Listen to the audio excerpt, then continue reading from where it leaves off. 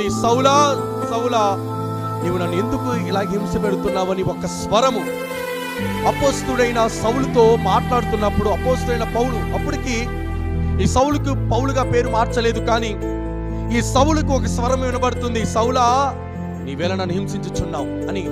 9వ అధ్యాయము 4వ వచనంలో ఒక స్వరము సౌలుతో మాట్లాడుతూ ఉంటే, అప్పటి వరకు సంఘములు హింస పెట్టాడు, క్రైస్తవులను హింస పెట్టాడు, ఎవరైనా యేసు ప్రభు మాట ఎత్తితే వాళ్ళను కూడా హింస పెట్టేవాడు ఈ యొక్క సౌలు.